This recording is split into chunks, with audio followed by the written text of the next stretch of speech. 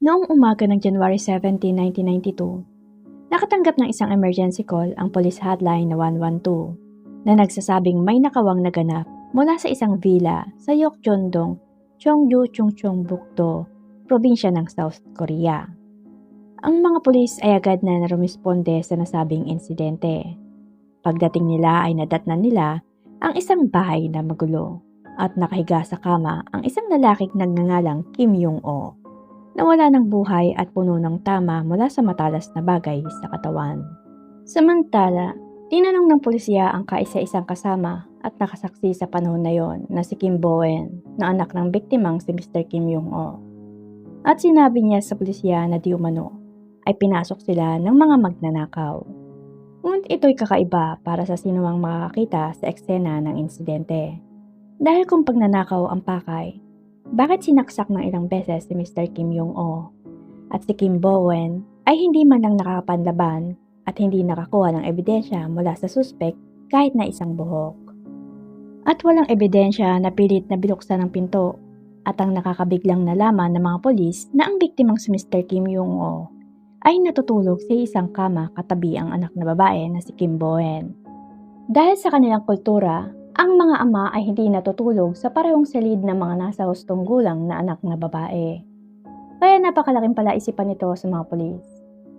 Kaya ang pulis na nakapansin sa mga kahinahinalang ito ay sinubukan si Kim Boen at sinabing di umano ay nagpunta siya sa emergency room ng hospital at nakita daw niya na buhay pa ang ama nito.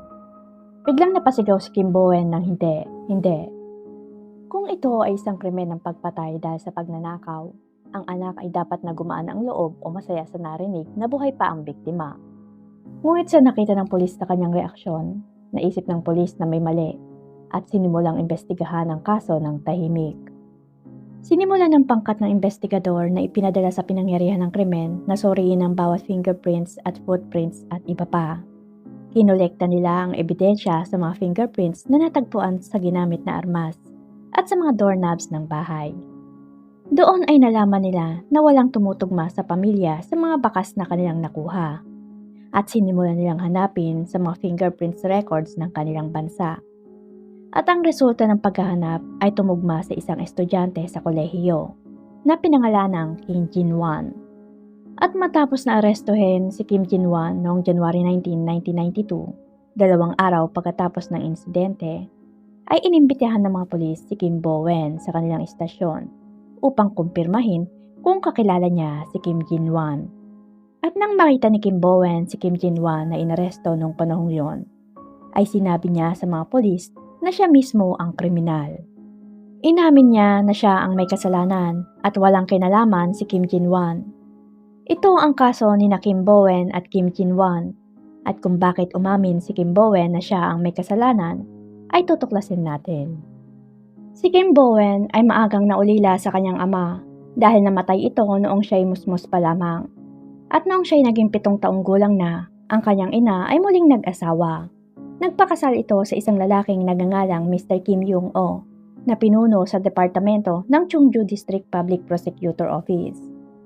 Sa panahong yon, si Mr. Kim Yong-o ay may 2 anak na lalaki sa una nitong asawa. At taliwas sa kasayahang nararamdaman ni Kim Boen na siya'y magkakaroon na ng bagong pamilya, ang kanya palang kikilalaning bagong ama ay isang hayop. At nagsimulang mahayag ang tunay na kulay ng dyablo nang sinimulan ni Mr. Kim Yong-o na sexual na abusuhin si Kim Boen nang siya'y naging 9 taong gulang. Bukod dito, si Mr. Kim Yong-o ay nakagawa na rin ng marami pang pang-aabuso sa mga kababaihan. Gayunpaman, ginamit niya ang kanyang posisyon. Dahil siya ay isang taga-usig, paulit-ulit siyang nakagawa ng krimen at hindi naparusahan. At dahil sa takot noong una, ay inilihim lang ni Kim Boen ang ginagawang pang-aabuso sa kanya ni Kim Yong-o. Ngunit hindi nagtagal, ay pinagtapat din niya sa kanyang ina ang tahasang sexual na pananakit sa kanya ng stepfather. Ngunit kahit nalaman ito ng kanyang ina ay wala itong magawa dahil kahit ang kanyang ina ay takot din mismo kay Mr. Kim Yong-o. At mula noon tuwing gabi, ang kanyang stepfather ay hihiga sa kanyang ina at hahalili sa pagtabi sa kanya. At dahil si Kim Yong-o ay isang taga-usig sa panahon ng pagsugpo sa pornografiya, ang kanyang nakukumpiskang X-rated videos ay dinadala niya sa bahay. di umano ay para suriin. Ngunit pinapakita niya ito kay Kim Bowen at sinasabing gawin din ito. Ang masamang pag-uugaling ito ay pinagpatuloy ni Kim Jong-o sa loob ng mahigit 10 taon hanggang sa naging matanda na si Kim Bowen. At wala siyang nararamdaman na siya'y nagkakasala at minsan pang ang ininsulto nito si Kim Bowen habang humahagikik na nagsasabing di umano ay tumatabi siya sa ina nito at sa kanya. Kaya tawagin daw niya ang kanyang ina bilang ate. Samantala, nalaman din ng dalawang anak na lalaki ni Mr. Kim Jong-o mula sa unang asawa ang sexual na pag-atake ng kanilang ama kay Bowen. Isang araw, tinangkade nilang molestyahin si Bowen. Ngunit ang kanilang amang si Mr. Kim Jong-o ay nagalit sa kanila. Ang dahilan sa likod nito ay hindi dahil mali ang sexual na pag-atake. Ito ay dahil sa kanya lang si Bowen. Nang maglaon ay nagsisi ang mga anak na lalaki at sinabing, mapalad na namatay ang aming nakatatandang kapatid na babae. Dahil kung ang kanyang sariling anak na babae ay nabubuhay, ay tiyak na hahantong din ito tulad kay Bowen. Sa paglipas ng panahon, pumasok si Kim Bowen sa dance department ng isang universidad sa Daejeon. At dahil malayo sa Cheonan, ay tumutuloy siya sa isang dormitoryo. At sa wakas ay nakaramdam si Bowen ng kalayaan dahil nakatakas na siya sa dilim. At nahiwalay na siya kay Kim Jong-o. Ngunit iyon ang inaakala niya dahil inaalam ni Mr. Kim Jong-o ang kanyang schedule. At sinabing kailangan niyang umuwi tuwing linggo. Kaya naman siya'y patuloy na sexual na inaatake tuwing katapusan ng linggo. Samantala, isang lalaking estudyante sa Department of Social Physical Education sa parehong paralan ang naging kasintahan ni Kim Bowen. At yon ay si Kim Jin-won. Nagtataka ang lalaki na kung bakit walang oras si Kim Bowen na makipag-date sa kanya. Kalaunan ay pinagtapat ni Bowen sa kanya ang lahat at hiniling na makipaghiwalay dito. Pero si Kim Jin-won ay hindi pumayag. Ang lalaki ay matapang na humarap kay Mr. Kim Jong-o at hiniling na palayain si Kim Bowen.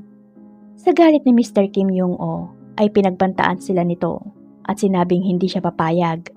At kung ipagpapatuloy daw nila ang kanilang relasyon, ay papatayin sila nito o huhulihin silang dalawa. At dahil sa kalituhan at takot na naramdaman ng dalawa, ay nagsabwatan sila na patayin si Ginoong Kim Jong-o. Pinagplanuhan nila ang lahat at pagkatapos ay palalabasin ang krimen bilang pagnanakaw. Isang araw bago ang krimen, bumili si Kim Jin-won ng kitchen knife, industrial tape at guantes mula sa Changdong Market sa Seoul. Pagkatapos ay naglakbay siya sa Cheongju kung saan nangyari ang krimen. At bago gawin ang krimen ay tinawagan niya muna si Kim Bowen sa telepono. At bandang 1:30 AM noong January 17, 1992 ay pumasok siya sa bahay sa pamamagitan ng pintong iniwang bukas ni Kim Bowen. Sa mga oras na yon, si Ginoong Kim Jong-o ay mahimbing na natutulog sa kanyang silid dahil sa kalasingan. Dahan-dahang pumasok si Kim Jin-won sa silid ni Ginoong Kim Jong-o na may hawak na patalim. Saka ginising ang Ginoo sa pamamagitan ng pagdiin sa kanyang mga braso gamit ang mga tuhod nito. Si Kim Jin-won ay isang physical education student na may malaki at malakas na pangangatawan. Kaya natural na hindi makakalaban ng maayos si Ginoong Jong-o kapag pinigilan siya ng ganoong tao habang nakahiga. At sa sitwasyong yon, sinabi ni Kim Jin-won na tigilan na daw nito ang pagpapahirap kay Kim Bowen at palayain. At gaya ng inaasahan ay matigas ang ulo ni Mr. Kim Jong-o na nagsabi ng hindi. Si Kim Jin-won na galit dito ay pinatay siya gamit ang kutsilyo na hawak niya. At upang magmukhang pagnanakaw at pagpatay ang krimen, ay iginapos nila ang mga kamay at paa ni Mr. Kim Jong-o gamit ang industrial tape. Pagkatapos ay kinalkal nila ang mga wardrobe at mga drawer at kinalat ang mga gamit pati pera. Pinutol din nila ang strap ng bra ni Kim Bowen gamit ang kutsilyo at saka itinali ang kanyang mga kamay at paa at saka tumakas si Kim Jin-won. Samantala si Kim Bowen na nakagapos pa rin ng industrial tape ay pumunta sa kapitbahay para mag-ulat ng kasinungalingang pagnanakaw. Sa oras ng paglilitis, isang pangkat ng mga abogado ang nabuo na may 22 katao na nais ipagtanggol sina Kim Bowen at Kim Jin-won. Dumulo din ang mga grupo ng kababaihan at unyon ng mga estudyante sa kanilang universidad. Ang unang paglilitis ay ginanap noong April 4, 1992 At sa mga oras na yon, sinintensyahan ng korte si Kim Jin-wan ng 7 taon sa bilangguan, habang si Kim Bowen naman ay sinintensyahan ng 5 taong pagkakakulong. Sa korte ay unang nagsabi ng damdamin si Kim Jin-wan at sinabing, di umano, sa tuwing tatabihan ng walang awang si Kim Jong-o, ang kanyang minamahal na si Kim Bowen ay wala siyang magawa. At sa tuwing nararamdaman daw niya ito ay gusto na lang niyang mamatay. At para sa stepfather ni Bowen, hindi daw niya ito pinatay. Iniligtas lang niya ang mahal niyang si Bowen. Samantala sinabi naman ni Bowen sa korte na di umano, ang 3 buwang ginugugol niya sa panahong yon ay mas komportable kaysa sa 20 taon na nabuhay siya kasama ang stepfather. Noon lang daw niya nakita na napakaganda ng gabi. Dahil ngayon daw ay wala ng mga hayop sa buong magdamag at hindi na daw niya kailangan pang magdusa. Sa huli sinabi niya sa korte, dahil sa akin, Kim Jin-wan, ay mapaparusahan ka. Kaya pakiusap patawarin niyo si Kim Jin-wan. Samantala ang pangkat ng mga abogado ni na Kim Bowen at Kim Jin-wan ay umapila sa korte at binago ng korte ang sintensya. At sinintensyahan sila ng 5 taong pagkakakulong para kay Kim Jin-wan at 5 taong pagkakakulong pa rin para kay Kim Bowen. Iyon ay dahil kahit siya ay isang biktima ng sexual assault sa mahabang panahon, ay pumatay pa rin sila ng tao.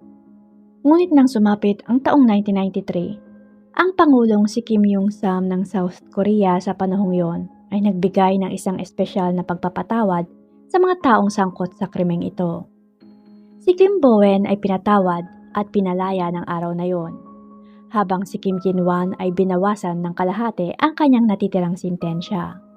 At siya'y pinalaya sa bilangguan noong February 17, 1995 matapos magsilbi sa kanyang sintensya.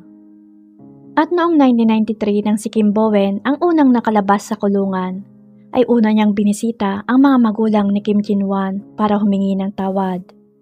Sinabi naman ng mga magulang ni Kim Jin-wan na hindi niya ito kasalanan at inaliw siya habang umiiyak. Sa huli ay tuluyan silang pinaghiwalay ng mga magulang ni Kim Jin-wan at nakiusap na huwag nang dalawin o makipagkita pa sa kanilang anak at hiniling na lumayo na lang siya.